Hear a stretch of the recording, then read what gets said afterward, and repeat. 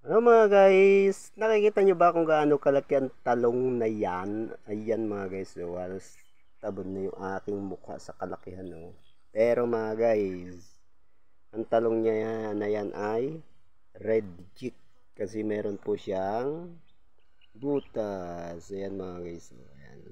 Tayo nga pala namitas ng talong, nakakalungkot mga guys, no? Kasi imagine, tayo po ay namitas ng talong. Ang napitas natin na talong ay siguro nasa mga 4 na kilo.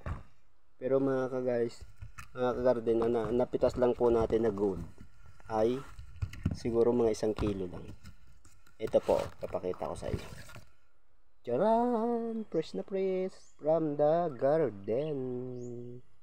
Yan o. Sarap nito mga ka-garden. Yung ano lang, ilaga mo lang siya. Asin lang okay na. Dito kasi sa bukid, sa bundok mga ka-garden, asin lang okay na. Ipang ulam na tayo. So at least salamat kahit pa paano mga ka-garden ay meron po tayong pang-ulam na free. Hindi na po tayo bibili. O yan. Bagamat halos lahat po ay reject yung atin na talong. Yan po ay pag nahiwa natin ay meron pa tayong makukuha dyan. O diba?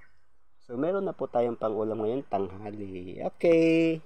Yan po. Share ko lang po sa inyo mga ka-garden ng aking napitas na talong. Ayan. Ang laki oh. Ayan, ang lalaki uno natin talong na napitas. Oversize. Pero mga reject yan mga ka-garden. Kasi nga, mayroon siya mga butas. Inunahan na po tayo ng ating kabakas. Ayan. Okay, thank you for watching and follow for more.